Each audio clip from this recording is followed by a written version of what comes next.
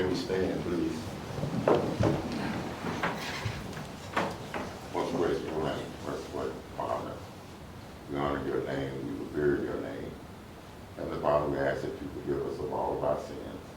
And Heavenly Father, we ask that your spirit dwell among us.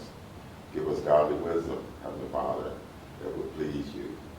Heavenly Father, we ask a special blessing of all of our men in action, our women in action. And Heavenly Father, we pray for the peace of Jerusalem. And Heavenly Father, we pray for the Coleman family as they have lost a loved one and have transitioned from earth to glory.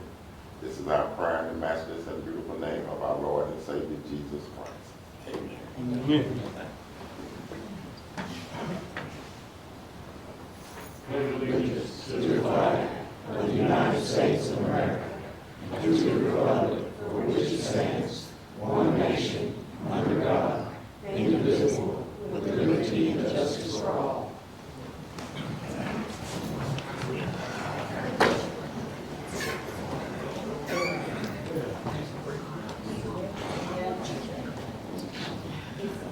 Coleman. Roll call. Coleman. Yep.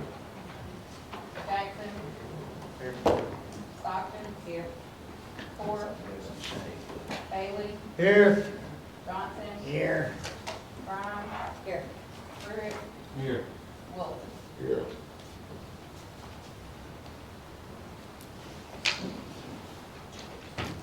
This time, we go to minutes.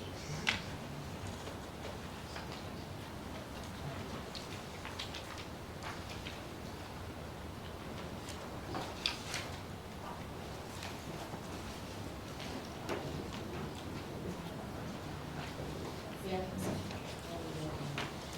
If there are not any correction, motion to approve the minutes. Second.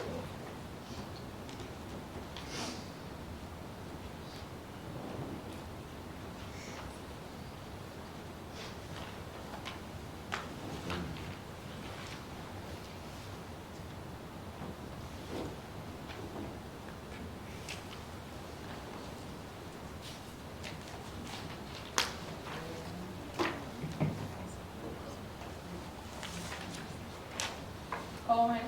Yes. Jackson. Yes. Stockton. Yes. Ford. Bailey. Yes. Johnson. Here. Brown. Yes. Pruitt. Yes. Wilson. Yes. Time with the financial, anybody got any? I got a question too. Coronavirus relief fund, 9,000 come out of it. Where did that money go? We agreed 5,000 a month in payment. And what are the four of them? It's gonna be number 1005. Ricky not here tonight? No, sir. Is Betsy here? No, sir.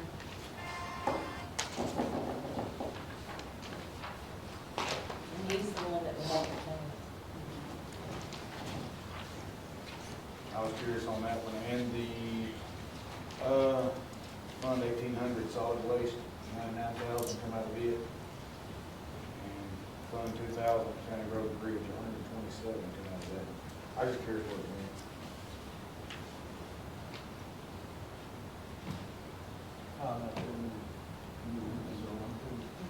$240,000. I didn't decide. And put it about those business and those, yeah, it's like, and that's what I think he's having. Supposed to get some. I was just curious, usually we don't see What is it? that substantial I amount. know it. And the only reason I caught on that coronavirus relief fund was when we voted to do 5,000 payments, and then it's a 9,000, I said, well, where did that other four go? We got kind of decided that money was going over here, and Well, it could be that, or the guy that we talked to could have said, we won't take money. I don't know. we don't pay it, put it on. Yeah. Y'all got the checks, do you know where it is going? I mean, I could pull claims, but I mean, I just pay claims if they come in. Okay. Did you talk to him, Judge?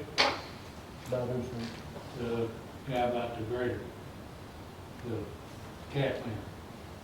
the cat man. Yes, that's still under review with prosecuting attorney. So that what, that money that we're talking about, that's where it went? So we had. No, there's been nothing done there. So where did the 9,000 go? 9,000 even more. Yeah, Well, one was, I'll take that back because they didn't make my understanding is you did not make two of the payments in 22 rental. So 5 covered that, all 5. Remember they said last meeting, they just quit paying? right. Right. And that's where you're talking about the 30,000. You remember that? Yeah, okay. Yeah, And I had one more solid waste trash fee, $16,459 coming out of that. I know that's, I guess you had to work on that for that. Yes, well, yes, we did. We had quite a bit of work being done out there. Could have been. So, that would be. I don't think they're anymore.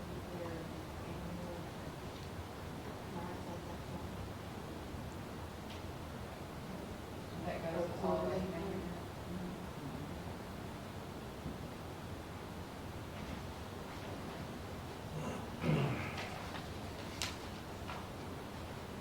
I would just need to ask him about that when he gets back. Yep.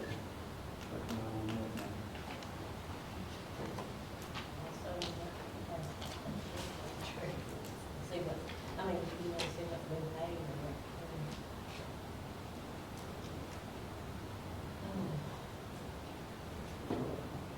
That was one of the questions I had, just on that.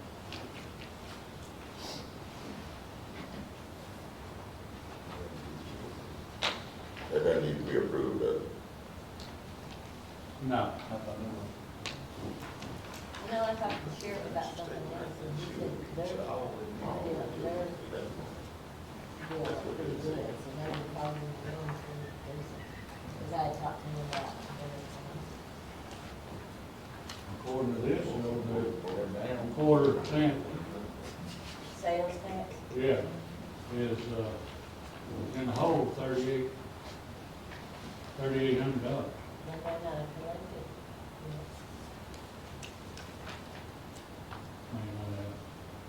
Just mean they don't, because I know you don't pay your sales tax to average week. See, the financial statement does need to be approved. Make a motion to approve the Second, finance. second. Hmm.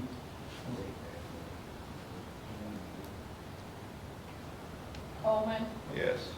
Jackson. Yes. Stockton, Yes. Ford, Yes. Bailey, Yes. Johnson, Here. Grimes, Yes. Pruitt, Yeah,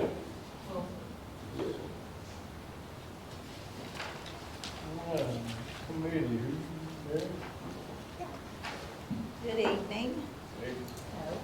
I killed another tree there and left it at your seat. You'll see that you've got two handouts. I couldn't remember if I brought you the one on business and economic development with leadership, but our last session that we just had was education. And I wanted to introduce you to a couple of our participants. If you'll remember, they have to come to a quorum court meeting. So in fact, y'all stand up and introduce yourselves. I'm Tessa Oliver. Jennifer Robbins. These are the last three to come. They had to come tonight or they weren't going to graduate. Oh, that's the reason they're here then. Yeah, that's why they're here smiling so big. But it has been a great year and they will graduate and we'll have their ceremony here December the 7th at the Senior Citizen Center.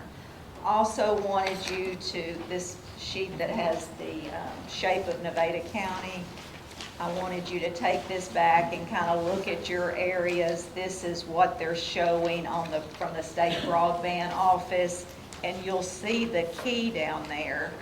And the bad thing is you don't want to have a lot of that either red or hot pink, because that means you're underserved here, and you can see we have a lot of that in our county. So just wanted you to, look at that. We're continuing to work on that, and will be. Also, you have your sales tax information, and Dennis, he noticed it very quickly. If you'll look under the 2023 county part, the first time in over 2 years that you're over 200,000 in 1 month. The new loves will not report until November, and I just haven't stopped long enough to call DF&A to see if this is sales tax that was collected maybe from their building supplies. I'm not sure what, but if you look at the city part too, there was a big jump this month. So be interesting to see what they tell us on that. The other thing, I was able to email out our 8th grade Explore Success to some of you, and then I printed this out for you all to have a copy. This is a big event that we do annually. This is actually our 8th year. It's for all the 8th graders here in Southwest Arkansas, and this came about from our manufacturers, Wholesome and other ones, not just from Prescott-Nevada County, wanting us to start showing these kids at 8th grade that there are some really good manufacturing jobs and trade jobs and other things here in this entire area. So our Regional Economic Development Group came up with this, and we worked with the career tech education people from 3 of the co-op areas here in Southwest Arkansas. Pat came and helped us, as well as several others from the Prescott area. Great event. We had over 800 kids. So Southwest Planning put together this video for you to see all of the stations and different things that we had that day. So very, very pleased with that event. Ms. Mary, these underserved areas, Uh-huh. are they being addressed? I mean, how are they being addressed? Yeah, well, it's part of this where we have to challenge the map to the state broadband office and say, well, we either agree or we don't agree with that, and that's where I need any of your help, Whoever's down here, who has the bottom right-hand corner of Nevada County? That would be me. Do you think that's correct, where it's showing most of your, I'm surprised you got any blue down there at all. because it's showing you just don't have anything pretty much down there. Well, I know Willisville don't have anything, but, I know that part of that is, Walnut Hill, whatever it is, I don't know. Yeah, Walnut Hill did the Falcon Yeah, project. that's, I understand that part being served, Uh-huh. but I'm surprised that any of that below Willisville and down toward the county line has any blue in it on the eastern side of 271.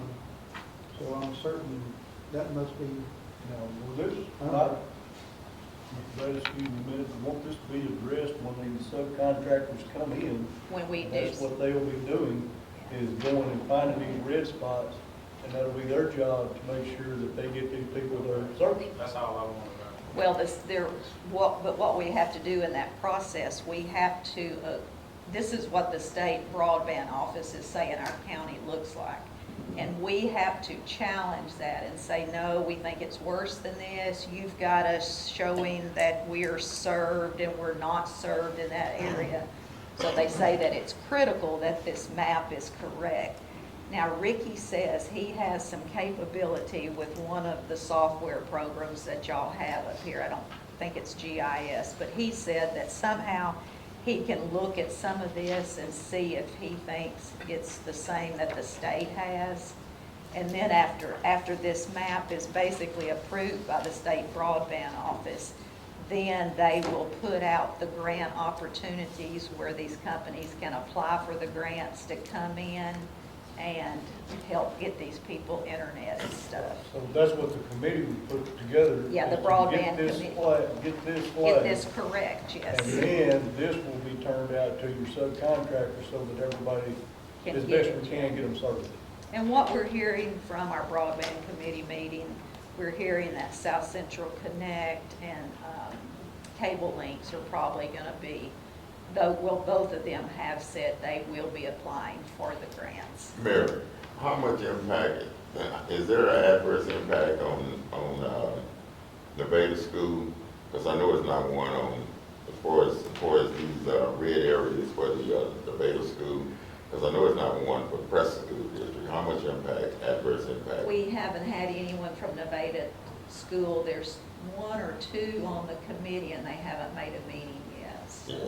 you know, we'll have to reach out to them. We kept hoping they would come to the meeting to Yes. identify, because Get with schools me are a after priority. This meeting tonight? Huh? Yeah, because Did you Chris get is with me school after this meeting board. tonight? Yeah, I can tell you who. Yeah, it's critically important that this. That, the red down here? Yeah, Yes, is ma'am. that Nevada? Yeah.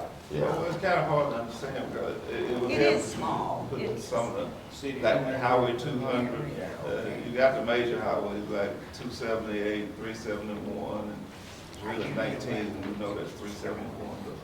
Like we talked about, we had an EDO board meeting today, and Shane Meadow we were talking about all this, and Shane, Then my next question is,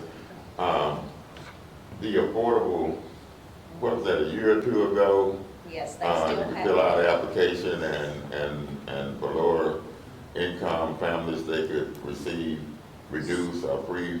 They can receive, I think it's up to $30 off of their internet bill, and it's anyone that gets food stamps, it's anyone that's on free or reduced lunches, which basically is everyone at Nevada and Prescott schools from what Yeah, I'm because, told. yeah, we are a poverty area. Yeah. So, and there's some other ones, I think maybe veterans are in there. But what I'm hearing, and I've actually gone on there and tried to do it too, it is not easy to go through the program. And we've complained to the state. I mean, it's pretty complicated. You've got to do a lot of steps, and people are telling us they just get tired of trying to do Oh, it. yeah, we saw the application, you gotta have broadband to do it. Yeah. And then you're applying for broadband, you know? Well, and you got to verify Definitely not income. user-friendly. Yeah, it's not user friendly. It is not user-friendly, and people are just getting tired of it and not even Yeah, applying. yeah. So there is a lot of money in that program Okay, that's thank not you. being tapped into, let's put it Well, that way. hopefully we can change that to make it more user friendly. What's the census block group? What is that, you know, it's just white. So there's plenty of areas on the map that's just white. What I'd does that have to mean? look, there was other pages to this, and I'm not sure what those numbers were, Mr. Bailey. But what y'all can do is just Google Arkansas State Broadband Office. Go to it, and that's the state website, and just click maps and pull this up. They've got a little one for each county in Arkansas, and then you're able to zoom it out and look at it a lot better than I could actually print it out. So look at that and see. But like we were talking in our meeting today, and Shane was the one telling us through our meeting, he said this needs to be one of our biggest priorities for our EDO board, is to make sure that everybody in Nevada County has the opportunity to get. What is the deadline? The map has to be challenged in December, I believe, or it may be January. I think you said December. Yeah, I think it's December too. What is this RDOF? Who is that? That's wired. I'm not sure what those stand for, Mr. Bailey. And that the company that's doing it? Because see, I understand why Willisville's not. It's a part of the Brightspeed, and they didn't get any money. Well, Brightspeed's never applied because they're a private, there's certain the federal government will not let certain companies like Brightspeed and some of those even apply for the grant. If the fiber and all that they do, they have to do out of their own pockets. Well, how come? Because, you know, this South Central Connect cannot cross over the boundaries of another company's property. I don't know, that's from the federal government, you know. You know, they can't go into I don't- AT&T zone, they can't go in Brightspeed zone, so how are they gonna get in there? They're running right down front of my house, and I got right speed right now. Yeah. I don't know how they do it, I mean, I hope I'm you're already- satisfied with it. The ones in my area is not. And you got Brightspeed? They should name them low speed. No, I have right speed correctly. You South Central Connect, run fiber on poles in front of my house. and I can Well, get that's because they got power lines out there, they got abilities to run their No, stuff down I'm on an the power energy, line. I'm energy electric. So I don't know how they done it, but there's no boundary lines that, as far as, I don't know. They're Okay. just running it everywhere. Mayor, I have one more, Okay. and I will get with you in the next, couple of weeks. Okay. Could you do research, on that sewer situation we have in Newtown? Mhm. And see if there's any grant money available, and I think is, Carolyn Todd, the representative, city representative, because I think Ms. Austin is citywide, but in that, her district, Oh, She's Ward 2. I'd have Ward to check, two. I'm not sure if that's. yeah, if could she's you do Ward some, see if there's any funds There available? there are funds available, but it's the same pot of money that the city, we're doing the drainage grants. So you can't have two open grants, so that grant will have to be finished before we could apply. And when is it supposed to? They anticipate starting that project probably in January, and then the weather will determine how fast it goes. But they do want to have it done by April. Okay. Or something. And then you can pursue Yeah, another, yeah, if that's what, you know, Yeah. with the With the city city. telling me to do that, I yeah, can I just do it on understand, my the own. city, okay. Yeah, they have 'Cause to that's tell me. a really bad situation over there. When, if it rains 2 consecutive days, you know, you got, well, it's not everybody, but you got certain residents that can't flush their commode, you know. I know, I've heard They of shouldn't it. have to live at that standard. They're you know. very much, yeah, they're Yeah. aware of that, Okay. aware of that situation and all. Okay, the other, I think that's it. Unless y'all have questions for me. Thank you. I'll meet with you after. Yes, ma'am, thank you. Thank the leadership people too for coming in. Yeah. Yes. Thank y'all. This time, we just brought you our annual update. We have to turn that into the state each year. And so that's what you've got before you, and it just shows you kind of the highlights of the programs that we've done throughout the year through the extension office. And if you have any questions, I'd be happy to address them and look forward to doing more projects and activities for Nevada County.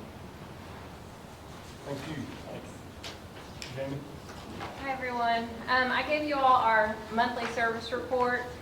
Since I've seen you last, we've had quite a few activities happen that I wanted to update you on. We had our trick or treat on Elm Street out here on the 31st, and through our entry gate, we had about 1,700 people walk through just at our entry, and other people come in at different directions, but we clicked 1,700 people. So that event itself has grown from about 5 or 6 vendors all the way up to what we have now is 55 candy vendors for our community, and that just provides a place for our children to go out and trick or treat in a safe environment, safe place. You know, parents know where the candy and all that comes from. So we were proud of that. We also had our a ribbon cutting for Come and Glow Aesthetics. They are here on Main Street. She's doing nails and facials and all kinds of other nice little things. There's a really nice write-up on SWARC with her website listed and all of her products and services offered as well. She's got some bigger plans for the future to grow her business here, so we're really excited to have her. We're also in the middle of our Giving Tree project, and this is our 4th year to do that. What that project does is provide Christmas for families in need in our community. Anybody's able to apply for the project, and last year we had 12 families apply, and this year we had 26 families apply. So we went from 32 children to 67 children, and we opened the adopting up so that the community could come out and adopt these families, and within 2 days, we've had all but 2 of those 26 families adopted. So our community's really gotten behind this program, and I love the program, and we've been able to go to some of these homes and deliver some of these gifts, and it's more of a needs project. It's coats and shoes and gloves and socks and necessity items, not so much your bikes and toys and things like that, and these families really are in need. So I do love doing it, and I think it's very beneficial to a lot of our community members. And you said you have 2 other families that have not been adopted. Yes, sir. Yep, just 2. We're proud of that, considering, you know, in the past, we thought maybe 26 we'd have a hard time getting adopted, but our community has really gotten behind them and adopted them quickly. We also have on our calendar of events I included on that second page, there's a full list of community events and things that are happening. But on our end, on November 30th, we have a Shop Local event. And as of right now, we have 17 businesses that are going to be participating in this event. And they can continue registering up until the 27th. And this was created just so that our community will get out and shop local before the holidays instead of jumping on Amazon or going to Texarkana and shopping. We're trying to encourage people to spend their money here locally at our local businesses. So if you have an opportunity to come out that night and support some of our local businesses, those doors will be open. I'll post a list of all the businesses that are going to be open, and that'll be from 5 to 8 p.m. And then on December 7th, we have our annual Christmas parade, and that'll be at 6 p.m., and it'll run right here in front of the courthouse. So if y'all are here, come out and enjoy the Christmas parade with us. Thank you. Thank you.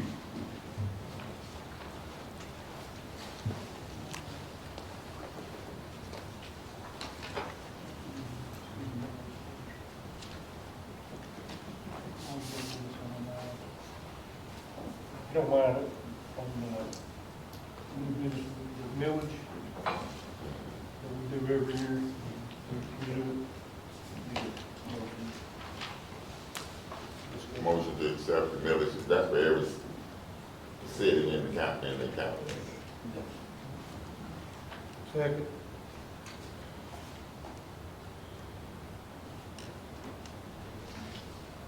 Coleman, Yes. Jackson, Stockton, Ford, Bailey, Yes. Johnson, Here. Grimes, Pruitt, Yes. Wilson. yes.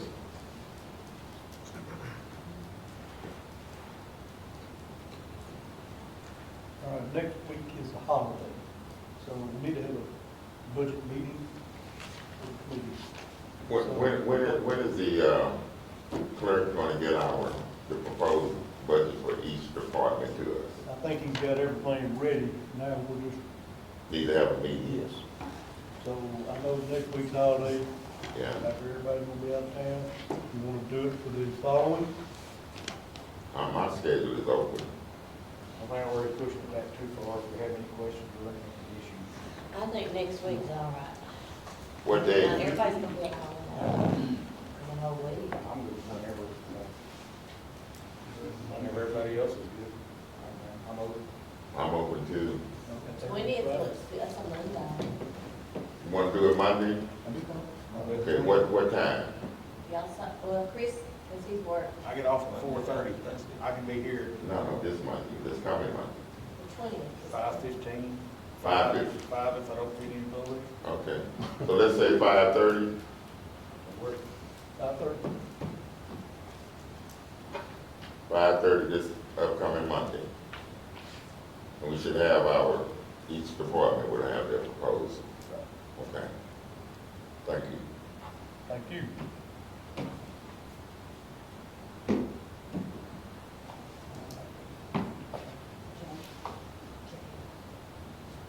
Jay, Yes, sir. are you ready to? Absolutely. Thank you. Get with it, brother. All right, we'll get with it. Appreciate y'all scheduling us today. Sorry for allowing us to reschedule for today. So, my name is Jay Holstead. What we're here to talk about tonight is energy efficiency as well as solar. So a lot of folks say, oh, y'all are a solar company. Well, it's much more than that, but because we believe in doing what's called first reduce, then produce. And we look at things very holistically with the counties and cities and even schools that we work with. So this is a feasibility. It's not by any means like final design, final numbers, final proposal, nothing like that. But we have done some assessment at the request of Judge Oppo to come in and do this. In fact, he said, why aren't we already doing this? Get your down to the county. So real quick, an outline. We'll talk about why we're here, what are the challenges and objectives and the benefits that we see, identifying those needs and opportunities. Big one right here, how's it going to be funded? We hear that, okay, sounds great, but who's going to pay for it, right? And then we'll talk a little bit about our experience around the state and with other entities. So again, I'm Jay Holstead. I'm an account executive with McKinstry. I've been with McKinstry for about 4.5 years. Prior to that, I worked on the utility incentive programs, mostly Entergy, and been in this industry for over 25 years. Retired from the Army about 3 years ago. I was an officer with the Army Corps of Engineers, spent a lot of time with them. And I brought the brains, and a good friend of mine, some backup tonight, so I'll let you introduce yourself, Walter. Yeah, thank you again for your time. I'm Walter Wills, I'm the project director with McKinstry, been with them a little over 2 years. Before that, I worked with Jay at Clear Result, implementing the energy efficiency programs for the investor-owned utilities like Entergy, Sweatco, Summit Utilities.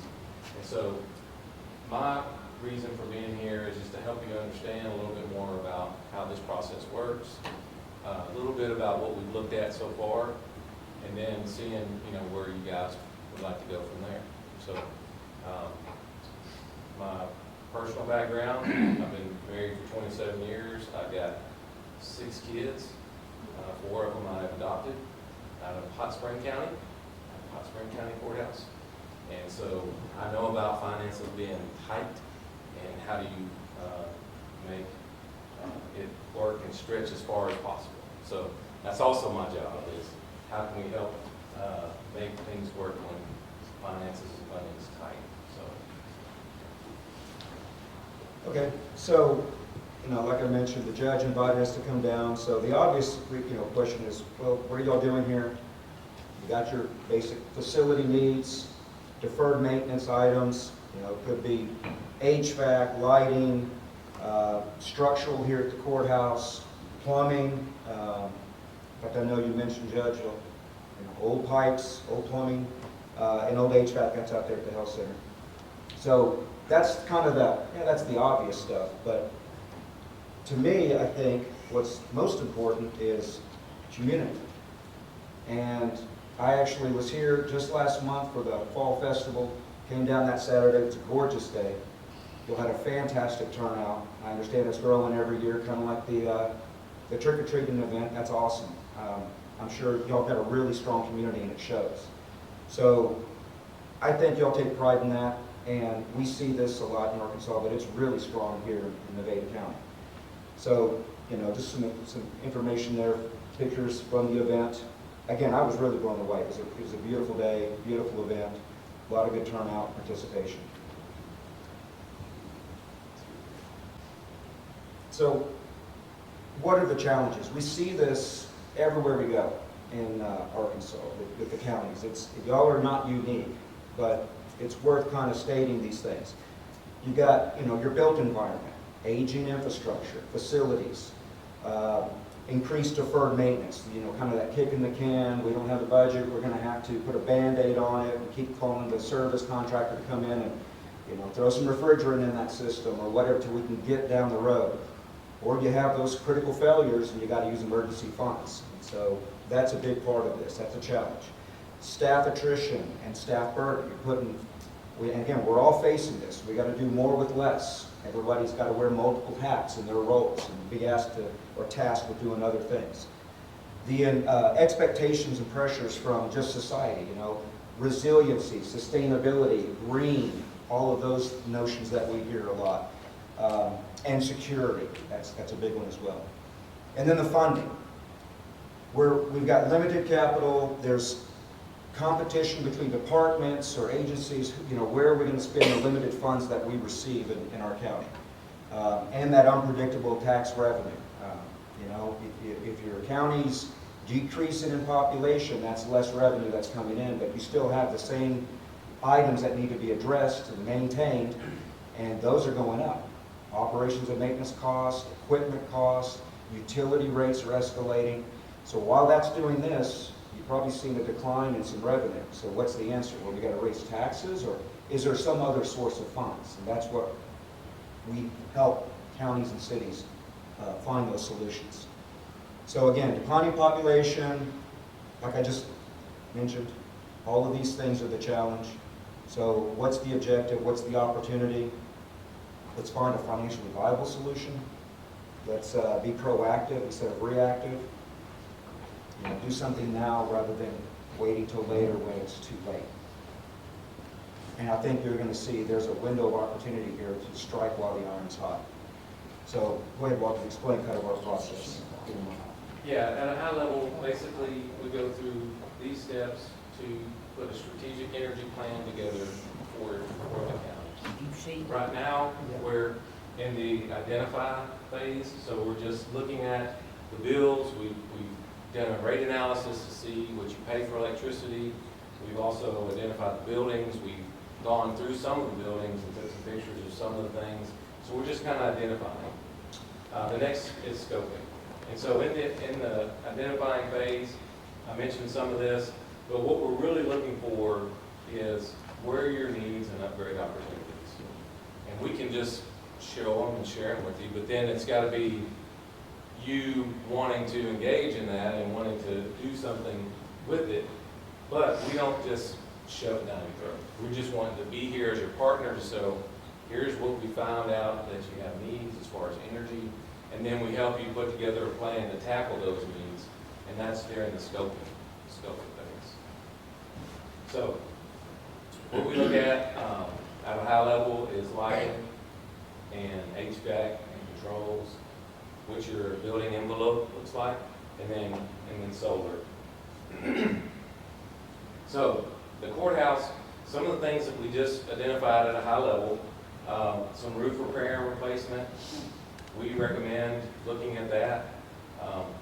With you having a historic courthouse, there's opportunities to get grants through the Arkansas Historic Grant Preservation Program, which we work directly with several other counties, mainly Hot Spring County. We've helped them get almost $1 million worth of repairs done through that preservation grant program. Just this year. Just this year. And so we've been able to do some plumbing repairs for them. We've been able to do some window replacements for them. And we're doing another round of funding to do some sidewalk repair and things of that nature. So, but we would look at that for you guys as well. Yeah, and y'all do qualify, obviously, we talked about this, for the preservation. You're on the historic register, 1964, so you're qualified for all of those grant dollars available. And we see real needs, it's no secret. Lots of structural, lots of cracking. I've been around the foundation. You've got settling. There's a lot of sinking here on the grounds. So these are things that we would help address, and a lot of standing water on the roof. There's an opportunity for that, which we'll talk about in a little bit. So lighting as well. Yeah, and without going into too much geeky detail, basically, LEDs are what everybody's going to, and that's almost all that you can buy these days. And so you still have some aging technologies of fluorescence that can be changed to LEDs. And those are quick payback, usually less than 2 years they'll pay for themselves. And then there's also incentives that can come through the utility to help buy some of these measures down and decrease your first costs. The other one is HVAC upgrades and retrofits. Basically, if you have R22 refrigerant units, those are really obsolete and need to be replaced. It's very expensive for that refrigerant, and so we would categorize and find those for you and let you know where they are for replacement. And then we also look at occupancy controls, retrofits, which is the next one. So anywhere you have just regular, maybe pneumatic thermostats or just manual thermostats, you can go in and put in programmable or Wi-Fi enabled thermostats. And then finally, we would identify water conservation measures. So low flow urinals and toilets, low flow aerators, any water upgrades. And a lot of this too can be covered through the utility incentive program at no cost. What we just described was all the energy conservation, energy efficiency measures. Because again, the idea is that let's reduce how much we're consuming, because every dollar spent doing that is probably $2 saved building a solar array. We want to make sure that if you are interested in pursuing the solar, which is not a requirement, none of this is. Some counties or cities, they say, we just want to do solar. Fair enough. Others are like, well, the solar might be a complement. We believe that's a better approach, so that you're right-sizing the system, you're not oversizing or overspending on the solar array when like Walter just mentioned, You go to Walmart, you go down to the store, it's really hard to find the T8s. You're sure not going to find T12 bulbs anymore.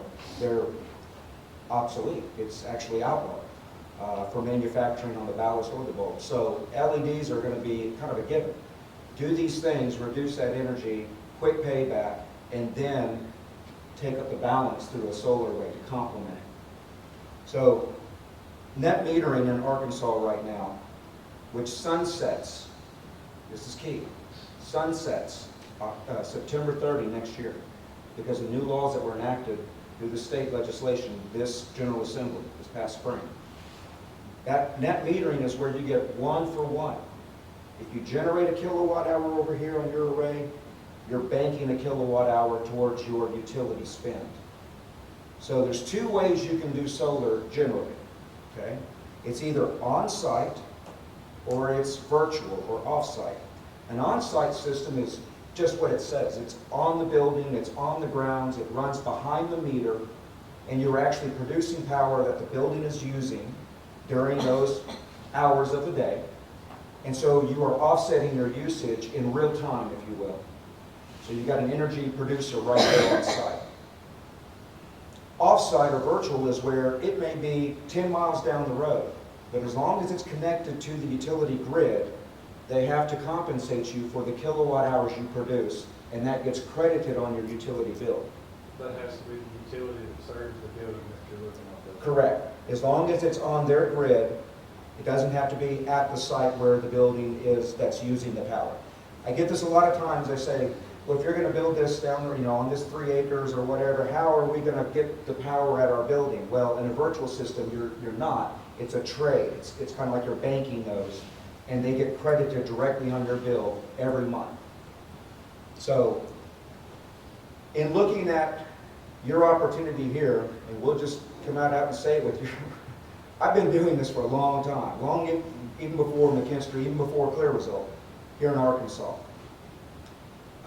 I've never seen electricity costs like y'all have here in Prescott, in Nevada County. It's like California level almost cost of electricity. All the counties and cities that I've worked on, that we've worked on for years, you typically see for these tax exempt entities, it's typically in the, let's say, 6.5 to maybe 10 cent range. Y'all are at 16.4 cents a kilowatt hour. So that's bad, but the good news is any investment you make is going to be that much quicker of a payback. Because the higher you're paying for electricity, the faster the system will pay for itself. Because the cost of the system is what it is. It's not affected by your rates. That's a commodity. That's material and labor, regardless of whether it's built here or in Little Rock or wherever. But when you have that rate, that's what you're looking at to see how quickly will this pay for itself. Okay? So that net metering is important because you want to be grandfathered in to get the full value. And I've been talking with Larry Jones in fact, I've talked to him for 2.5 years because we were actually involved working with the city a while back looking at the situation that they're in with the power purchase agreement and so on and so forth. But this is where y'all can really benefit.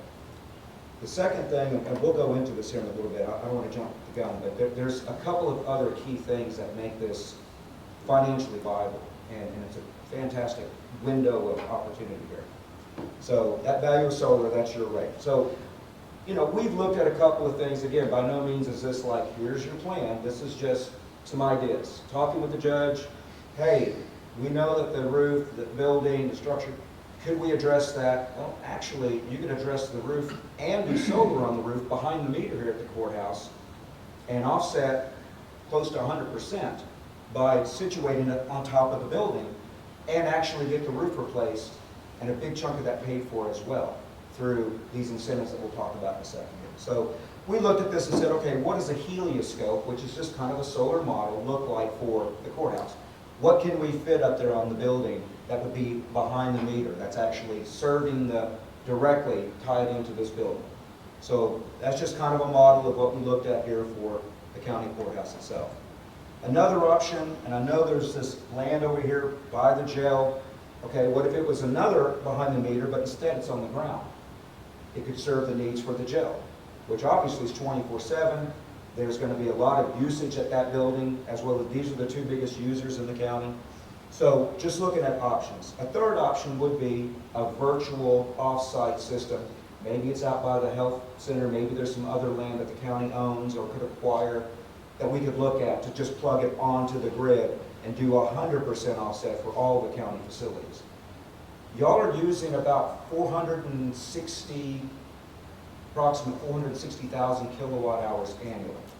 So the size system, if you did nothing and didn't reduce energy like we talked about, but just say, let's look at what would the total need to be to offset that. That's about a 310 kW or kilowatt system, okay? Which, the next question is, well, how much land do we need for that? Less than 2 acres, probably about 1.5 acres. It's not a huge array. But anyway, just to put some of this in perspective of what we're looking at. Okay, funding sources. Federal stimulus. We'll talk about that in a second. The federal government has great programs as of last August that were enacted through the Inflation Reduction Act. ARPA funds may or may not apply. You may have already burned through those, the COVID stuff, but I'm just saying these are sources that we see that sometimes there's some capital that could be applied to the project. We talked about the preservation grants for all the courthouse. And then you also have, through the State Energy Office, and this is the big question, like, how are we going to fund this? We have to go out and borrow the money, and we have to pay interest on that loan. So that's a finance, that's a fee that we have to pay.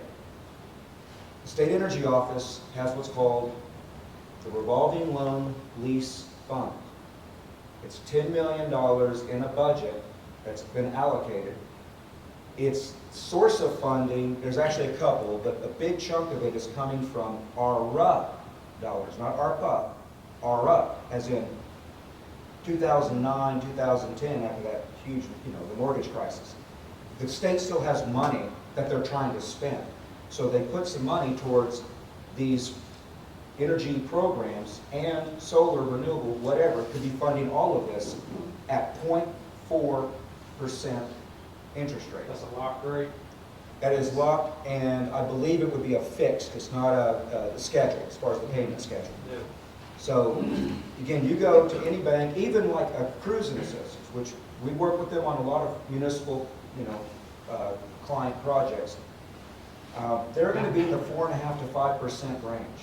And that'll beat your typical local banks, but even at that rate, you can't beat 0.4%. That's essentially like free money for that program. Now, it is a 15-year term. Yes, sir. These historic preservation grants, have you worked with people in the past and they've actually got them? Yes. Yes. So what percentage of the grant actually covered what you designed, or So- what you? Go ahead. So what we were able to do with Hot Spring County is get the grant for the amount that we needed so that there was no out-of-pocket for the county, and it covered the full cost of the project. There's no matching. There was no matching funds or anything. So we got the piping and plumbing repairs done. We also are doing the windows right now. We're replacing them, and then we're going to do future upgrades for whatever the cost of the grant that's provided. So what about and y'all might be gonna get to this, I might be jumping the gun on, what about the cost of gal service? That's part of the contract. The contract in the grant, yeah. Whether it's the grant, or if it wasn't involved in that, or just this project and the finance through the State Energy Office, or however y'all want to do it, it's rolling. What we're doing here today, all of this is completely at risk. There's no cost. I mean, we've been doing this study, we've been working with the county, we would like to continue to do so. But we take on that risk so that we're developing a project if that's what y'all choose to do. And oh, by the way, this solar array, if that's what y'all choose to do, this is yours. You own it. We don't own it. We advocate for the counties or the cities to own their assets, just like you own this courthouse. You don't rent it from a landlord. You don't rent the jail. You don't rent your road equipment. Well, I don't think you do, maybe. But the point is, you own your assets, right? What about the maintenance aspect of We it. build that in there as well. So it's still your system, you profit. How long? For as long as you wish. We always do 5 years on the front end, and we can renew that if that's what you choose. And if But we it's- build that into the cash But flows. if it's renewed, is there any out-of-pocket expenses? Like after 5 years, are we stuck with it if it breaks down or? Well, of course, whatever? there's warranty on equipment that goes beyond 5 years, but again, we can write that in and build it into the first cost of the project so that it's carried through as far as y'all like. But we, And what is a reasonable warranty? depends on the part. For the inverters on these solar arrays, we always do an extended, which is 20 years on those. The panels, I think, are 12 to 14 years. Switch gears, 10. The bracking's like 40 or something. It's gonna live. But every part has a warranty. Correct, It's a 14-year warranty on the panels, what's the life expectancy? about 35. And we always build in extras as well, so that, because we get these questions, and I answered those questions on that sheet I provided you, Judge, that had, what about hail? What about insurance? What about? That was my next question. Yep, Vandalism. we got you. Vandalism would be under insurance. Not our first rodeo. Yeah. Yeah. So we make sure that we meet whatever needs you ask, but we get it. I've had lots of, city councils or quorum courts, somebody will say, well, this all sounds great, but who's gonna maintain it? We don't have, we just talked about that on the slide a few back. Resource burdens, staff, who's gonna do it? We don't expect your road department to have the budget at the time. We get that. We build that into that price for the turnkey project. And you own the system.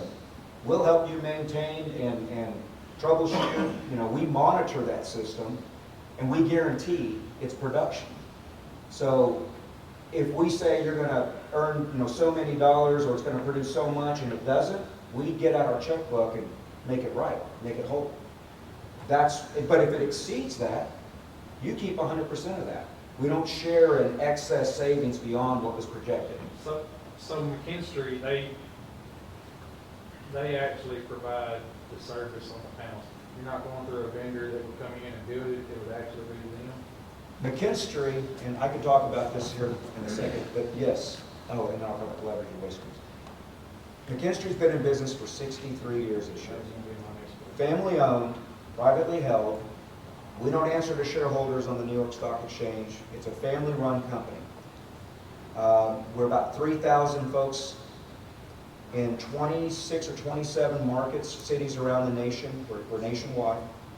Now, we're Little Rock based. We're part of the South region, which is headquartered in Dallas. We did about $1 billion in revenue last year, so we're financially strong as well. We're not here today, gone tomorrow, fly by night, We're not a solar-only company. That's a concern because Oh, I've I seen get it. a lot. Oh, yeah. I've seen a Oh, lot yeah. of them. Look, and it sounds cheesy, but this tagline is for the life of your building. We believe in that. We have, that's our mantra, is that we're not here to do something, turn around and see ya. We want to be there for the long run. We want to make sure that our customers are being taken care of. We do it right, and if it's not right, we make it right. What's your rate with the Better Business Bureau? I've never been asked that. It's a good one. I don't know. I'm sure it's pretty high. I can find out though, and I'll let you know. Please. Yes, sir. Is this like, if you have a new car, and after so many years, they want you to buy the new maintenance and everything? So if we do that, does the maintenance go up? That's good. The price of it, what we're paying, or what? Obviously, the labor will escalate and all of that, unless, again, we bring all of that forward on the front end, and then it's locked in. We would have all of that built out as part of the cash flow over the years. Well, that's what we would want. Yes, sir. And you guys do the Prescott-Nevada system? No, sir. You didn't? We did Sebastian County, we did 2 arrays for them, a megawatt system for OG&E, and then like a 270 kW system for Schwetco. And we did Miller County array, we did City of Nashville, we did Howard County, and City of Lono, and then we're working on finishing up Hot Spring County right now. Where at Hot Spring County? Hot Spring The County array? is. The it's arrays off at Rimmel. Jones Mill, Yeah. off of Rimmel Dam Road. Yeah. So they have a little park, the county owns about 120 acres out there, that industrial park. But there was a section of land right behind like a kind of a playground pavilion, community park that the county owns. And there was about 2.5 acres or so, and we did a 650 kW system there, 650 kilowatt system, 1,000 watt, 650,000 watt. So, just real quick, and we'll wrap it Questions, up. Bob? Yeah, these are fantastic, and I'll find out, and we will make sure that this is not we got you now, we're gonna keep escalating your cost, that's not what Because we're we doing. want somebody that knows how to take care of it. Sure. If we're gonna do it, because we're not gonna do it. Right, but again, we advocate for ownership, not a solar service agreement, not a power purchase agreement. I know there's a lot of solar companies out there, they come in and it sounds great, the easy button. Hey, we'll own it, we'll operate it, we'll maintain it, but you gotta read the fine print, there's escalation built in there. And essentially now, instead of paying one utility, we're paying two. We want you to own that asset, take control of the physical power. I mean, when I say take the power, I mean you own the power to really forecast for your future, for your budgets. That's what this is about. This is what we're talking about. Waste streams. Your utility costs, the bills come in, someone's writing a check and sending them out. And most of the time, they're not even really paying attention. And escalation in Arkansas is averaging 3.1% per year. Some years are higher than that, some might be lower, but that's what we're seeing. It's about 3.1% on the escalation for electricity costs. And we know, we've gone back and looked over 22, 23 years here in Arkansas to see what that looks like. So that's one area where you're already spending the money. So the idea here is just capture that and put it back into your own systems, your own buildings, instead of sending 100% of that out to the utilities. And that's true with water and gas as well. And then the water savings and then O&M. You got LEDs, you don't have ballast going out. I'm not saying it's 100% never going to have a problem, but that overhead, that maintenance cost is diminished a lot. And those are true savings. Same with your HVAC. I mentioned earlier, you got the one that's kind of doing the Band-Aid and it's limping along. You put in new systems. Yes, they don't last 50 years. We get that. But you start getting on a levelized budget, if you will, so that you can plan your capital assets instead of doing these peaks and valleys and don't know what, we've got the money and we're setting aside extra so that when it's time to replace those, boom, you're ready to go. And then you got a solar array that's generating basically a printing press for money for the county. So these are the things, these are the measures, lighting controls, HVAC controls, there may be others, but these are generally what we see. So you take those savings, complement it with solar, and you're getting equipment resiliency and budget integrity. That's the idea here. Let's help that budget. Let's help you all out financially every year. Question. Are you all connected to Sun Valley Solar Company out of Have you heard of them? Sun Valley? Maybe, I don't know. Are they in the residential market or? They're residential. Yeah, I've heard them on the residential side. We don't do residential, we just do commercial. You just do commercial. Yes, sir. And primarily municipal, it's called the MUSH market. Yeah. Municipal, university, school, and healthcare. What happens after the 20 years of lifespan of a solar panel? You have to buy them over? Well, again, we provide surplus for replacement. But you know what? Who knows what's going to be out there 20 years from now? We might have a solar array the size of my wristwatch that takes up all the power for this county. Who knows with the way things are going? All I know is that if you take out a loan for 15 years, and if you paid cash for this, we already know it'd be less than 10-year payback. But sounds like you probably have to go out and borrow. If you're doing it for 15 years, the debt service is settled after 15 years. All of that from that point forward is just revenue for the county that's coming in. Nothing's going out. Well, I haven't put on my house a really good. It wasn't necessarily Sun Valley. I know they got a lot of lawsuits against them, but and it wasn't that company. Yes, sir. And the first I haven't installed in July. And in the first 2 months, I thought it was a scam. But on the third month, I got a $291 credit on the bill. They normally do about $300 to $350 because of all the electric. Yes, sir. And the next month, I got like a $280 credit. So every month, I'm getting a credit instead of paying a bill. Correct. And That's the summer month. I don't know how it's gonna be this winter, but I've been very pleased so far. Yeah, and the way it kind of works is, it's a rolling 2 years, so like some months you may produce more, some months you may produce less. You could have a more cloudy month than you have a sunny month, so you won't produce as much. And so it's kind of like you had rollover minutes on your plans, you know? Once upon a time on our Yeah, phone on plans. your phone. Well, they capture those kind of like rollover credits. And so it takes a while to bank them up, but once you start banking them up, if you have months that you don't produce as much, then they pull off the credits and you make up the difference. And it's on a 2-year rolling cycle. And they always go back to the furthest month so that it doesn't fall off. Right. But that's through the utilities with commercial systems. Right. I don't know how it works Yeah. with residential, but that's how this would work. Yeah, I've been pleased so far. And when we model this, we look at, we factor all that in. We're not gonna we're not gonna say, oh, you're gonna have this many kilowatt hours produced every single month. We factor in weather normalized, historical data. We realize that December has less daylight hours, or you're gonna have snow and rain and ice. We get that. So we build in that contingency and factor it out average over time. Now, you're talking about the infrastructure, the plumbing, the electrical, and all of that.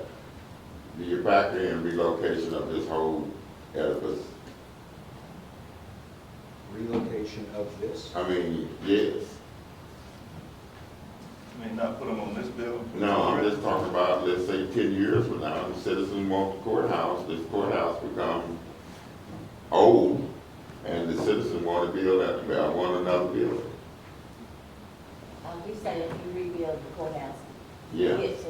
For instance, Hempstead County has a new criminal justice system. I mean, they remodeled a bank, a large bank there, I think it's Prescott, it was. Yeah, I've seen it. He's pretty proud of it. Yeah. It's yeah, a good looking building, yeah. Yeah. So do y'all factor that in?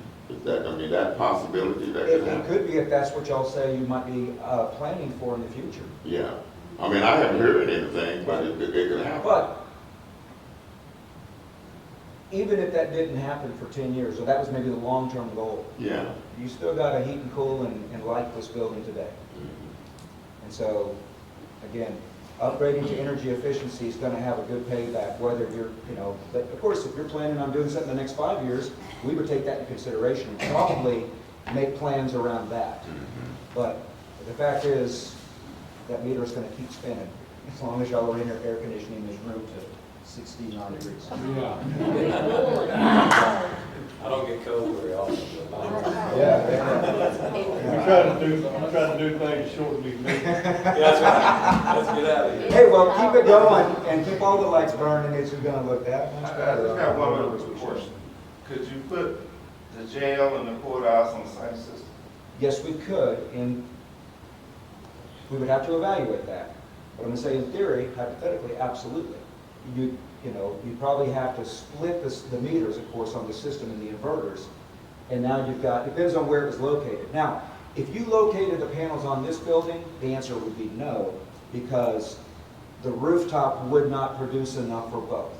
Okay. But if you're a ground mount and you could split the service, we would look at that if that's something that y'all wanted to consider. Absolutely. Or do a combination. Is this something the power company would have to approve of? They have to have an interconnection even if you're taking the power in to the building, because there's always that chance that you overproduce and will have to push some to the grid. So there's still an interconnection application with Prescott Municipal, but for the most part, we would want to design the system so that you don't exceed that, maybe be conservative and come underneath that a little bit, but you're still going to have an interconnection application review with the utilities. You said that you talked to Larry Jones. Yes, sir. We would fall under the same contractual problems that they're having right now.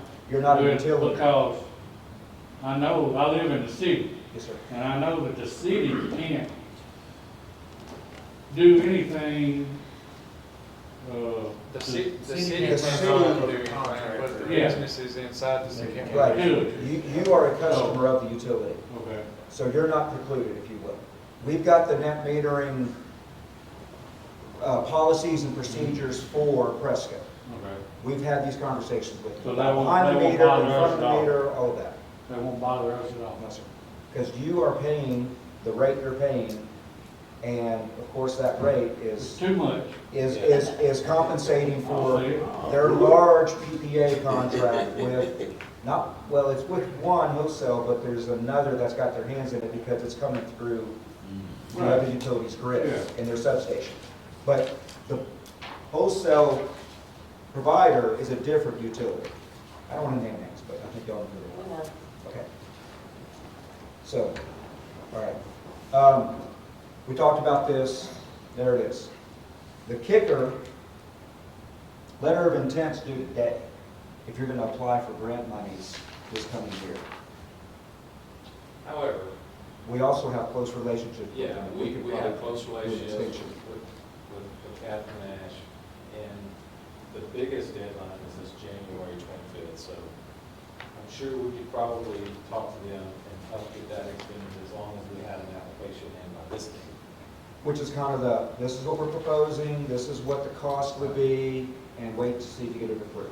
Because really all this is for the letter of intent, it's just, we identified a need, there's a short description of what that need is, there's really no cost involved with the letter of intent. We've engaged, we've engaged consulting services to look at it, and here's what we feel like we could do. That's what a letter of intent does. because we're just now hearing it today. Right. Yeah. Can y'all do the application for the grant? We will support. Right. We will not fill out the grant application. That's usually a grant writer that does that. And if you'll need, we can source that. I'm sure you're familiar, Mary, with grants. We actually, I have an open NOI on the county right now, because the judge had talked to me about wanting a new roof, Yes, ma'am. but I haven't got a cost estimate to finish the NOI, and like you say, today was the deadline. But you can help show her, Yes, we help write the scope and get the pricing and do the engineering that goes into that. And like Walter said, we've got a very good working relationship with those folks. And we'll explain a little bit more here in a second. But I'll keep going here. The Inflation Reduction Act, the ITC. Now, I mentioned there was another really good opportunity right now. This right here provides what's called direct pay. The ITC is not new. It's been around for over a decade, but it only applied to residential, customers and for-profit businesses, corporations. And it's those who have that tax liability that they can do a write-off, for that credit on their tax bill. What's new under the IRA, signed into law last August 2022, is now tax-exempt entities can qualify for the investment tax credit. You don't have taxes, but you would fill out the forms in the spring of that coming year and say, here's the system we built, here's the receipts, and they do what's called direct pay. You physically get a check from the IRS to use however you see fit. Now, I would argue you probably want to buy down on that loan, so you pay it off quicker, or pay it off with less payments each month over the 15-year term. But then again, if the system's paying for itself, even with that interest rate, and you don't need to delve into that, you can use these dollars however you see fit. Unlike ARPA, when it first came out, you had these restrictions like, well, these are the 5 categories, and you have to justify it on the front end before you go do it. This is more of a, it's not, I don't want to call it this, but it's like a rebate, right? It's like a renewable energy rebate from the federal government. And it pays up to 70%. And there's these qualifying factors. 30%'s a given. That's the floor. Everybody's going to get 30%. But then you have the low-income communities, and that's 20. There's actually a 10 and a 10 for these qualifiers. Energy communities, that's also y'all. And then domestic content, which is Buy America. When we do a system design and we price it, we're building into the cost of the system domestic content. And it's a percentage of a percentage. It's not 100% of the system, but there's a calculations on how you're incorporating American-made products. So, another question is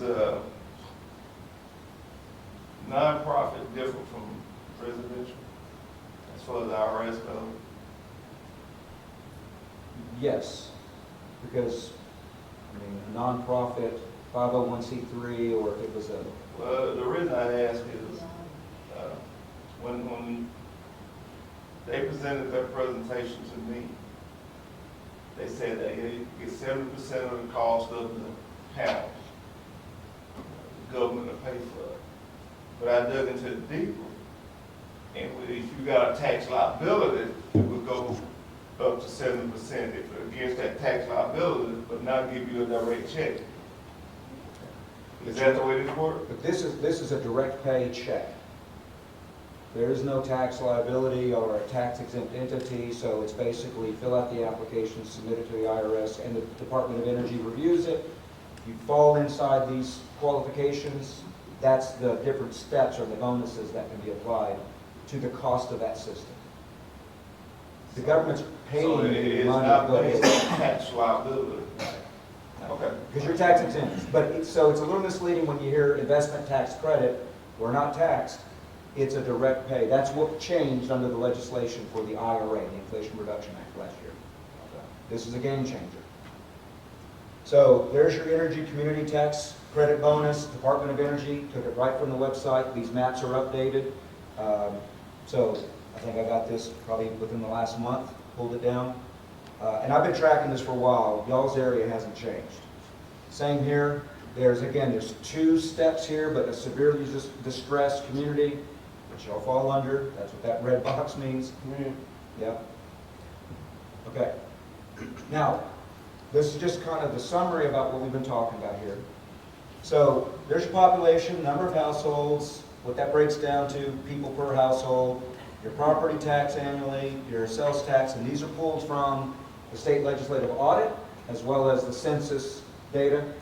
So the audit might be a couple of years old. 2020, I had to get, that was the latest one that the state had posted, but it's in the ballpark.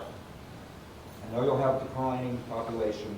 A lot of folks are moving out of the city into the country, in the county.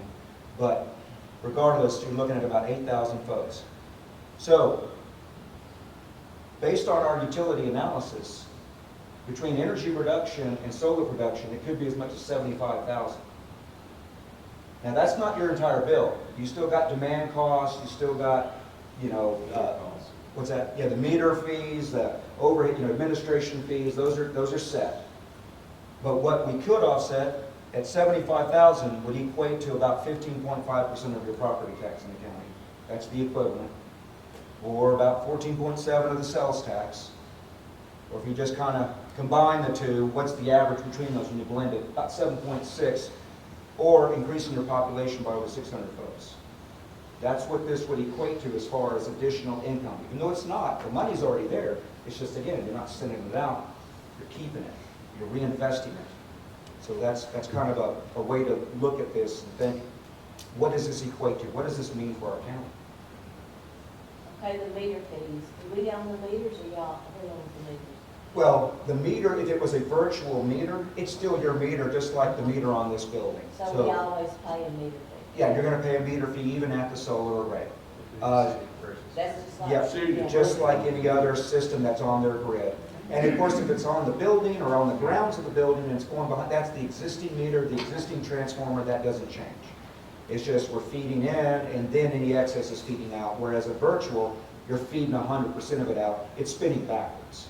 You're now producing power and they're benefiting from that offset, but most importantly, y'all are. Who sets the meter fee? That would be the utility. And there, again, if you did a virtual system, there's a transformer cost, there's interconnection cost. Again, we build all of that in. That's a given. We've been doing this for quite a while with multiple utilities. So anyway, but yes, ma'am. It's your meter, your transformer, your system. A little bit about McKinstry. I think we already covered this. I don't want to go through all this again. We mentioned earlier some of the projects. All of these on this list, with the exception of City of Nashville, they did facility improvements and the solar. City of Nashville, they just wanted 100% focus on solar. So we did a 1 megawatt site or system for them up in Nashville. And every one of these we report monthly. we're monitoring it, tracking it for them, and reporting to them. Here's what you're producing. And we can, remote access it. Y'all would have access. It's called the data acquisition system. The actual front end is called Power Track. And you can get really geeky in there and see what, the incremental every day, how much we produce compared to last month and all of that. But the bottom line is, I think all of those are at that 99 to 105% month after month after month of what the estimated and predicted energy production would be. So they're performing very well. And we know that we're seeing this on the bills. We've actually compared the before any solar was installed, and then that same bill, like a year later, once the system's installed, compared those 2 months, and you can see where the credits apply. So. And Sebastian County and Howard County have been installed and in service long enough with their facility improvements that we've been doing measurement verification to make sure they're getting the savings that we said they would, and they're all overproducing, like doing better than what we said that they would. So Nashville is in Howard County, so they. It is. We did both. We did the county, and it's about a 200, well, it's a 280 or 300 DC, but about a 240 AC. There's an invert, you have to invert from direct current to alternating current. That's what the inverters are for. But I know that Howard County's, it's exactly 1 acre. I've actually measured it in Google Earth from fence post to fence post inside that perimeter. It's a 1 acre system. Yeah, that is a picture of Howard County. There was Judge Smith, who's no longer there, Kevin Smith, great guy, but that's their array. These other pictures, I think that actually is also Howard County. That's a VRS system. This is Hot Spring County, also what's called a variable refrigerant flow system. It's kind of like a mini split on steroids. Anyway, we don't have to go into all of that, but we've done a lot of things well beyond. In fact, at Hot Spring County, it wasn't just doing HVAC upgrades and the lighting and the controls and all of that. Yes, we did those things. But we also came in, since we were there, and had to be pulling down ceiling tiles to run the refrigerant line for all these new ceiling mounted, what they're called cassettes. So every room, every zone has their own remote, their own control, so everybody's got that level of comfort that they love. Along with that, we replaced grid and tile, the ceiling tiles, and went to an architectural 2x2. We painted 90% of that courthouse, repaired plaster. And these are things that, in millwork, we did cabinet and millworks in the building. So you go into that courthouse today, and it's like night and day compared to what it looked like when we started. And again, it started as we're just doing HVAC and lighting, but while we were there, it's like, hey, look, we're going to be pulling these down. Let's freshen it up and give you a new, because it's the people's house. It's the courthouse for the community. And that's what the judge really wanted to make sure, is that he had a lasting testament, if you will. What's his favorite saying? He said, we're enjoying a shade tree today because somebody took the time to plant a tree. I have one final question. With political climate being to reduce the federal deficit, like what, 1-2% a year, but that's a whole lot of money, the trillions of dollars a year. What is the probability of us receiving the federal assistance or the grant, being awarded the grant, with that department having a budget reduction? Well, the money's been allocated. It's already allocated? It's already allocated, so it's there. And it's billions. Okay. Yep. So that money would not be withdrawn for Ukraine or whatever? Yeah. That's your fault. Thank you, Pruitt. Okay. I'm an independent man. So we're almost done. This will be the last thing. It works. No, it's not working. I'm not getting volume. Am I not getting volume? Sorry, hang on a second.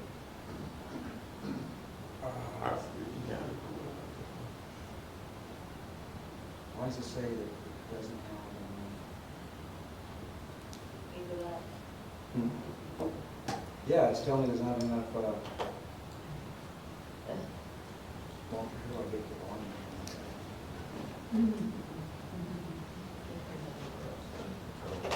Right there. And I just did the volume. It's not moving. It's just showing me, but it doesn't give me a volume set. Technical difficulties. Give us 1 second. Sorry.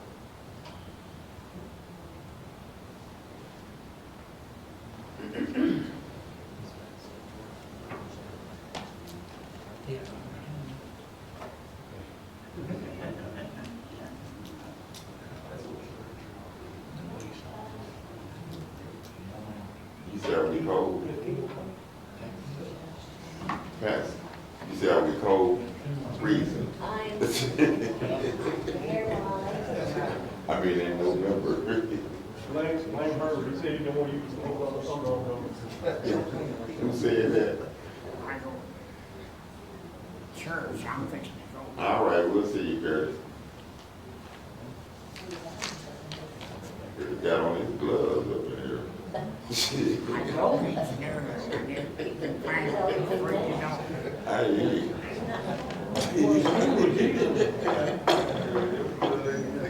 Curtis 90, you 93 today? You 93 today? Today, I hear you, Curtis. I had 93 over the whole weekend. Huh? I had 93 over the whole weekend. Come on, Curtis, look at that. I'd make it 93. Thank you.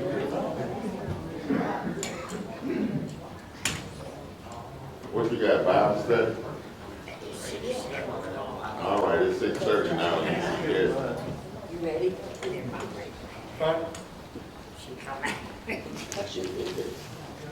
Are you aware? Curtis, you take care of it. We'll see you, Curtis. Okay, 93. I know what you said, 93 today. Aren't you an elder? Aren't you an elder? I hear you. I'm not elder, but You're a deacon. All right. The elderly. Elderly. Let him alone, Pruitt. call me Kelly. That's right, happy birthday. Okay, yeah.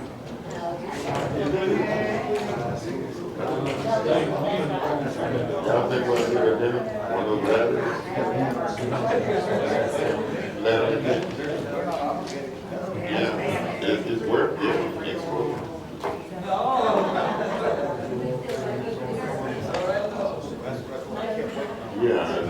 Yeah, well, see, they make their money build. Well, you can't never tell. They get 7% of their grant. Black coat, big black coat.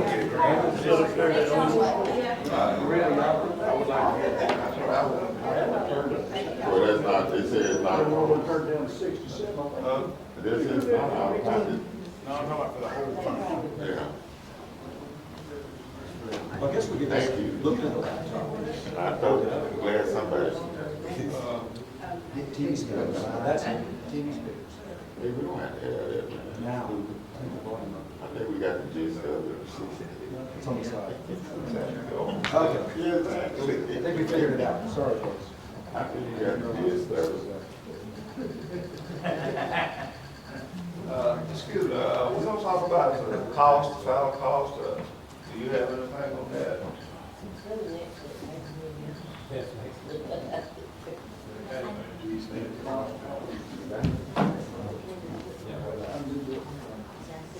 Jerry. Before you let that, what was the question?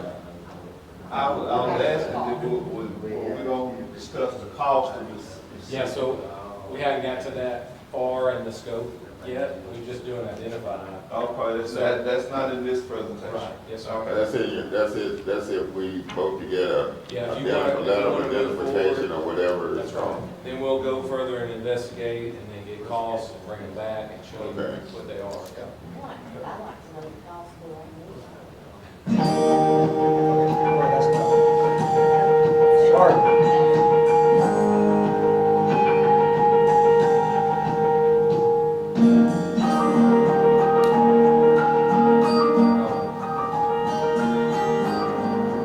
Too loud?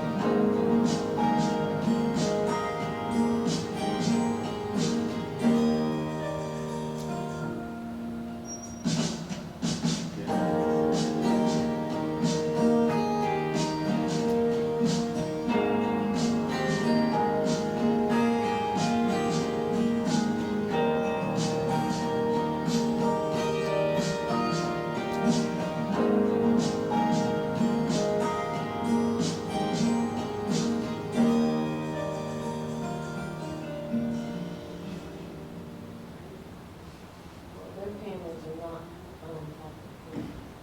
No, I'm good friends down there in Nevada County, Judge Hopwell. Guys, I just want to invite all of you to come down to Hot Spring County at your convenience. I'd love for you to come by and see the great work that's been done by the McKinstry Group. I'd just love to be able to walk you through the processes of what we've done. I think you'll be amazed if you come down and see the craftsmanship. The money that we're going to be saving in the future is astronomical. Basically, it has caused Hot Spring County that we won't have to worry about infrastructure for the next 40 years. And that's a really huge thing when you're looking down the road to whomever may be the county judge or on the Quorum court in many years to come.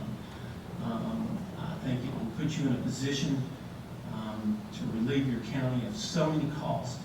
And there's a great group of guys to work with, and I know that if you'll take time to get to know them and come look and see some of the work and mastercraft that they've done, I think it will be a perfect fit for you and your county. So come see me sometime. I'm sorry it took a little while to get that done. So anyway, that's basically it. And if this is something y'all are interested in, we'd love to work with y'all. I think it's a good idea to get that letter, or what you call it? The letter of intent for the grant dollars. Letter of intent. Do we need to make a motion to that? Yeah, I make a motion that we get a letter of intent from, what's the name of your company? McKinstry. I propose we watch it. Yeah. Letter of We're going to intent. get on this one for one. That's the whole importance of this, Okay. them getting down here and showing y'all this presentation. Yeah, Because we'd have to get on it now, let them get started yeah. before they can Letter come back of with intent. numbers. What's your company back what? McKinstry. The rush is on the grant, correct? That's what the deadline's on? Well, that and solar, Yeah. just for that net. So I got a motion for the letter of intent for this company. I second. when you mean so, that and so. Well, the question was, the timing that's of the urgency would be for us submitting to preservation to see if there's, Yeah. a window to be able to apply in January. Between now and then, for us to do the engineering, we have to get under contract for an investment grade audit. Yeah. And that, again, that's something that y'all should consider, so that we can get the engineering resources and start putting all this together and putting the cash flows together and showing all. And then on top of that, if it's something that the energy office at 0.4% is of interest to y'all, that's a whole nother process that we need to get started on and putting that package together. So how, just so I understand this clear, the grant that you're talking about, that's the historic preservation grant Correct. that we would need to know the deadline of that is today, right? For the letter of intent, again, we could probably reach out to those folks. Judge, I don't know if they've addressed whether this is exempted from the bidding process, but that seems to be real relevant right now. I just want to make y'all aware of that. One more time, Ben? We gotta have a bid. I don't know whether this is exempted from the bidding process, but I'm guessing that's not. Just from experience, you do not want a historic preservation grant. Just say that, and I'll explain it later if y'all want me to. I'm not trying to rain on their parade. I think they did a great job. But we have one in Hempstead County, right now in our old courthouse, and they can't do anything to it because of that, okay? So it's full of asbestos, all kinds of things. We went through that route. Cannot do anything without Arkansas Historic Preservation Society saying so, okay? So you need them, the ability to say it's going to maintain its historic preservation. Basically, you release all control over that building. You can't tear it down, you can't change anything until they say it's perfect, okay? And that is a mistake, I'll just tell you that personally. So anyway, that's two things I just want y'all to be aware of before y'all get going too quick. So. Thank you. Thank you. Yeah, and thank you. Well, then I rescind that. Yeah, I can address it. So, Since I rescind that then. Wait, you said. so on the first question about the bidding process, there's two ways that you can go about procuring McKinstry for the services. You can either go through a cooperative program like TAPS, which we've already been bidded and competitively put in our applications as a vendor for that program. So that satisfies the bidding requirements. Secondly, if you go through the Arkansas Energy Office, then they will put out an RFP for ESCO's energy service company providers like ourselves to bid for the IGA process, the investment grade audit. It's not going to give you a price for doing the work, it's just going to give you a price for doing an investment grade audit. So that would be coming in, categorizing all the units, capturing all the lighting that needs to be done, and coming back and putting together a full formal report for what needs to be done. And so, go ahead. So you wouldn't have, because I was fixing to ask you for a ballpark figure, there's no way that you would know that until y'all come in and done that, right? For what? For all of it? Yes. That's what the investment grade audit is going to tell us, because, just to be clear, the state of Arkansas, through the Energy Office, calls it an RFP. It's confusing. It's really an RFQ. The P is just a price for the IGA effort itself. But it's really a qualification package. You have to be a pre-qualified ESCO to even respond to that request, which we are. We have been since the first year it's been in effect, about 2014. So that's what that is about. Now, in the IGA, the investment grade audit, we run an RFP. We go out and bid materials and the labor, the contractors, subcontractors. We do all of that. We come back with open book and show you their exact quotes. Not put their number in a spreadsheet, but the actual on their letterhead, this is what they're bidding to do this work. You have option A, B, and C. Y'all can decide, because it's your money, who you feel comfortable. Or if you've got a contractor locally, we welcome that too. We want to work and source local as much as possible. But it's really ultimately up to y'all to decide like who would be selected to do all of the different measures or the different scopes. Okay, so say that happens during the What does IGA. it cost the county to get the investment grade audit? Say again, sir? What does it cost the county to get the investment grade audit? I guess that would depend on what the scope would involve. If it was solar only, you're likely going to look at $0. That's just the way it is. Everybody's, that's what they're going to put on there. It's a qualification-based response with a selection committee that y'all appoint, whether it's your budget committee or a steering committee that you've gathered from both Quorum Corp members and maybe others from the community. It's completely up to y'all. City of Hamburg, that's what they're doing. They do city council folks as well as others from the community. But that's who's making that selection. If it's going to involve HVAC, lighting, grants, roofing, which by the way I didn't mention, the ITC will actually cover a big chunk of the roof too because it's part of the solar system. You did a roof now. Anyway, if it's going to involve all those other things and a lot more engineering, then that would be a cost. And typically, we would base it on a cost per square foot of facilities that are being evaluated. It's typically about 20 cents.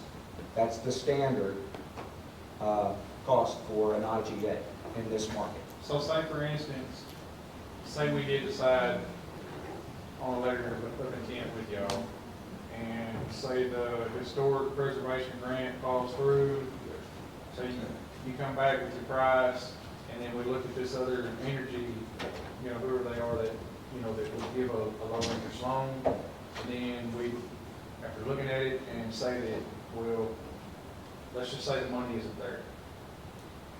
Okay, so we spent a month process with y'all and y'all figuring, what's the out-of-pocket cost? And there'd be a walkaway fee depending on how far along in the process it went. We typically do a phased approach. So the first phase might be like, well, again, it depends on what the scope is, but let's just say it was $5,000 to do that first phase. We're doing that at risk. We're not billing y'all for that. And we develop what's called the owner's project criteria. That OPC is the document that says this is our needs and this is our desire, this is what we want to achieve, this is what we want to scope. We come back and present that, and we've got the next step would be going and developing the rough order of magnitude, or ROM number. And that's where it's a little more rubber meets the road. We've gone out, we've walked the buildings with our subcontractors. We've gotten pricing, we've done an RFP, a formal RFP process with actual bids. We come back and say, here is, you know, and it's in that 80 to 90%, this is what the cost range is gonna be. And then if that's the approval, we move forward, then we put the final design, final engineering, turnkey, here's the, you know, lump sum, we're not gonna exceed, this is the dollar amount, terms and conditions, go to contract. But each of those are a phased approach so that we're not going any faster than y'all wish to proceed. And we're hitting the goals that y'all told us. January 24th. So that's the That's just the deadline to apply for the grant. Preservation. Still line to apply for the grant, but all this gotta be done because you don't know what you're applying for, right? Well, that would obviously be kind of siloed to this building specifically. Yeah, All- that didn't apply to that solar or anything like that. That's Yeah. just any kind of work you want to do on the building, if you want dollars from the Preservation Society. And that's the second point that my friend brought up, is that if you haven't already gotten grant dollars from the Preservation Society in the past, which I don't know if you have or not, but I can find out. Ben says no. Ben's shaking his head. No, you talking about this courthouse? Yeah. Yes. You So- don't know, it mean, do what's called a conservation easement, it's how to Yeah. do it. And Yeah. basically you say, That'll be easy enough to find out. it's, yeah, it would be filed with the circuit clerk's office. Yeah. If, Anyway, if, yeah. there is value to it, Right. but I'm just saying, you need to know what you're going into before you go into it. Like I've got it over, and so just no, just trust me on that one, but I'll say this. Discussion. They signed But we it. can't tear this building down, right? And build a new one. If you get in Even if you go through that You agreement. can't do anything. Yeah, if you do that, you cannot. Like, that's basically what you're saying. You have no authority to do that. They have to come in, I mean, the Historic Society, basically you give the Historic Society complete control of this building, what you want to do with it, any changes you want to make. That's basically what the conservation easement is, okay? Does that make sense? Yeah. We have those on Prairie, Deanne, and Elkins Ferry, you know, because they gave money to purchase those properties, so you have to, we have those signed, and we can't just go out there and say we're going to put a McDonald's out there. That's a great example of where it would be perfectly fine, right? Because we're not talking about infrastructure, you know, people need to use the bathroom, you get what I'm saying?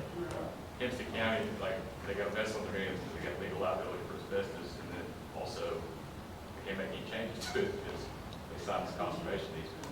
Thought they were gonna get money, is what I think, this is years ago.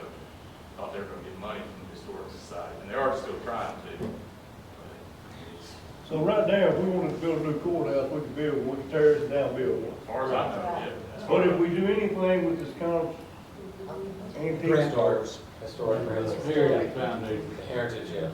yeah, anything like that, Yeah. then you would be tied forever.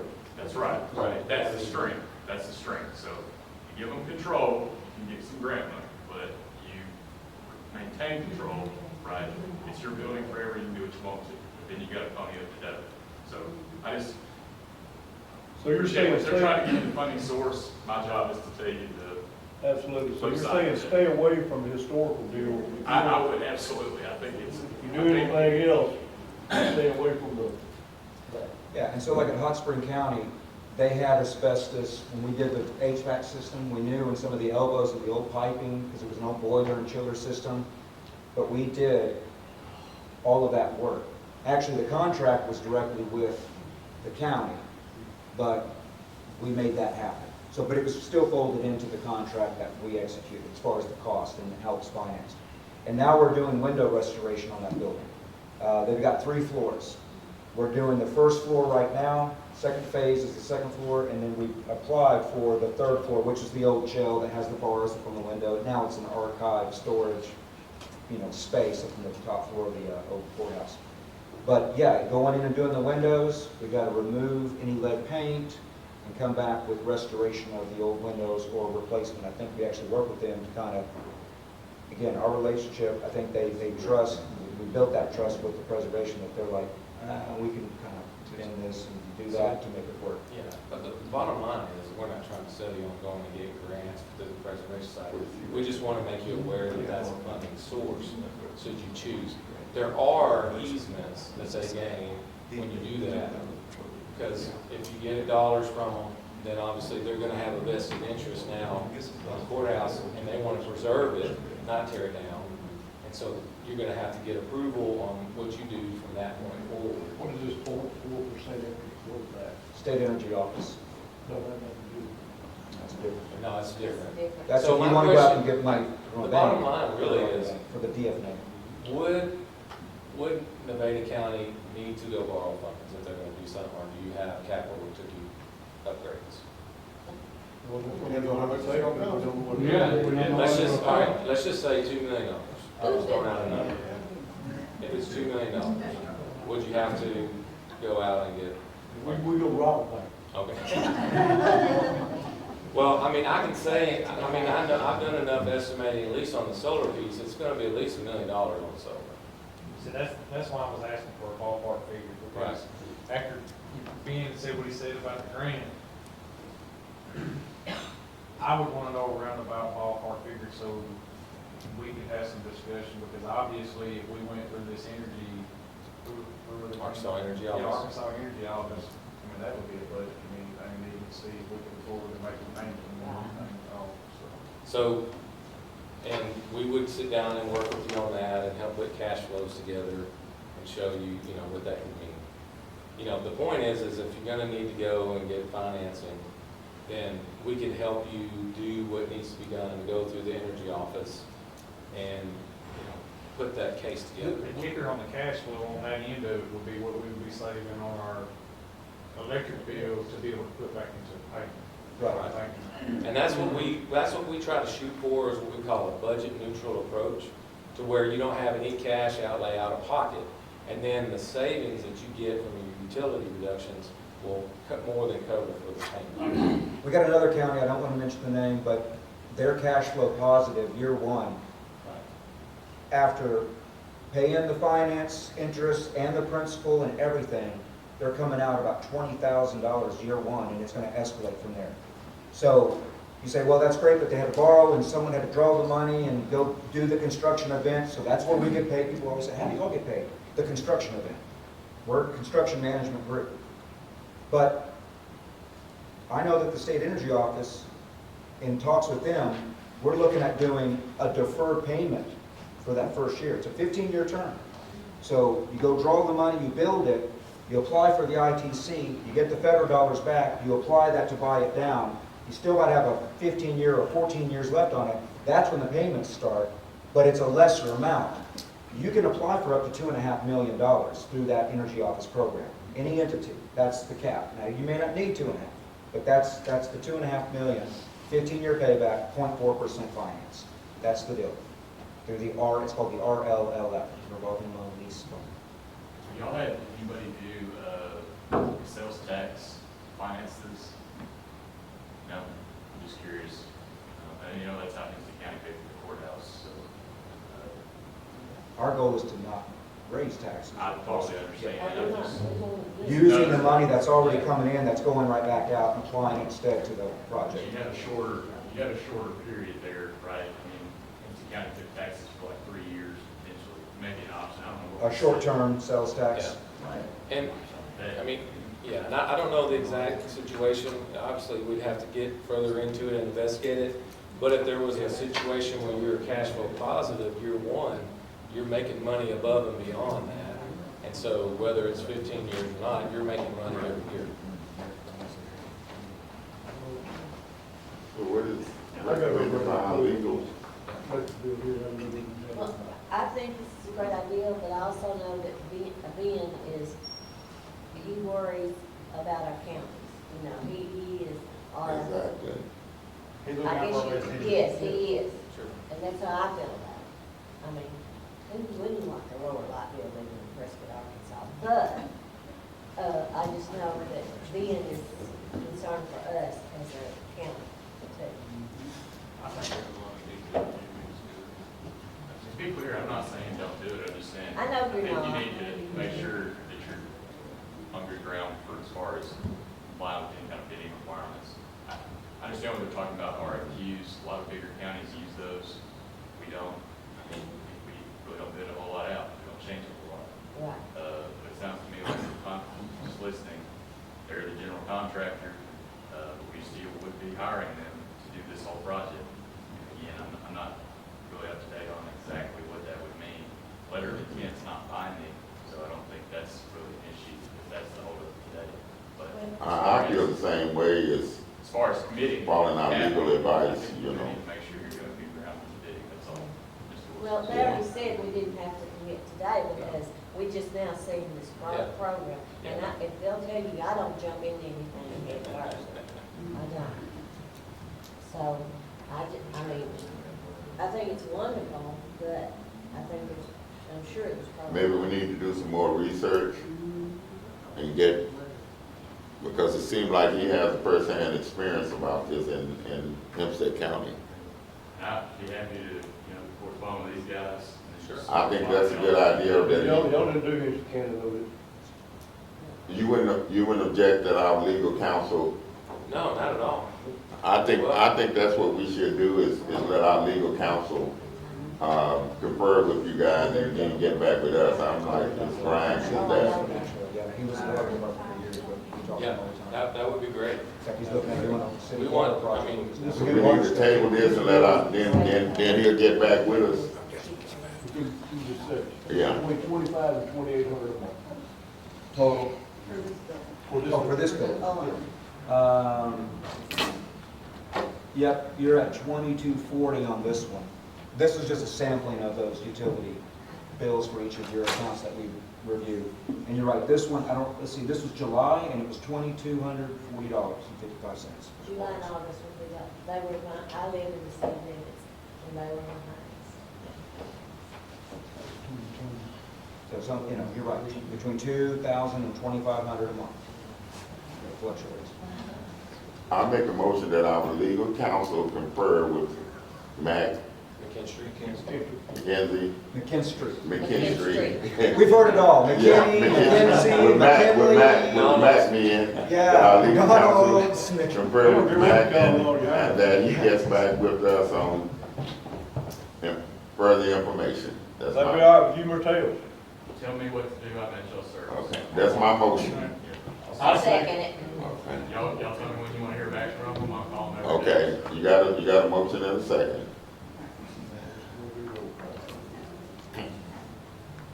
Coleman, Yes. Jackson, The restroom, we'll be right back. Go to everybody else. Ford, Yes. Bailey, Yes. Grimes, Yes, Pruitt, Yes. Wilson. Yes. here he is. Jackson. They may We're not gonna let our see legal bill. counsel confer with him. Do you agree with that? With the Yes, I comment? agree. Yeah.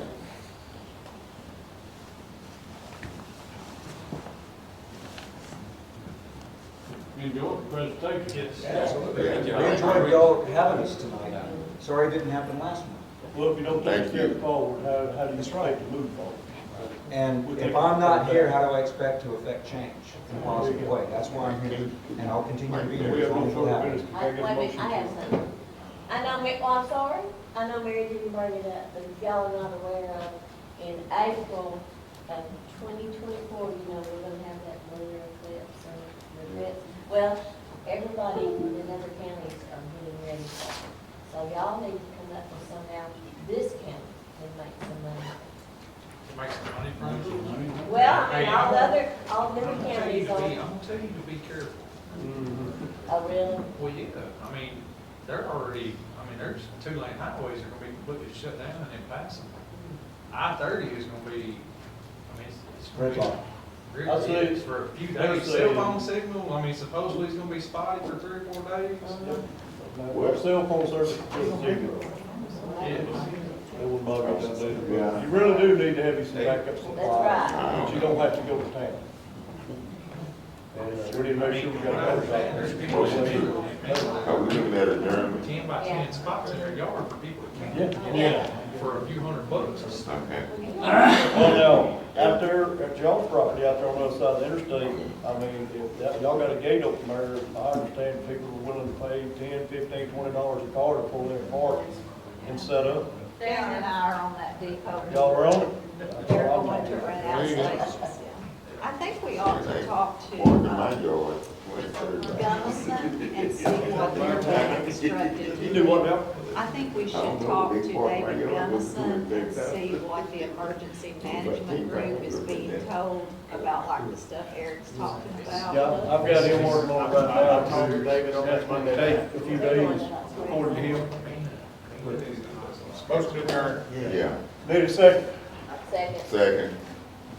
Oh, wait, I'm sorry, hold on, we had some audio. The books, we came up looking for the books for the county roads, which is county. You come talk to me later. All right? And we also want to recognize, Herbert's brother passed. Sorry, Michelle. Yes, and he'll be having the film be Saturday, at 2 o'clock, so mentioning that. And Curtis Lee is 93 today, y'all. Motion to adjourn, let's get over.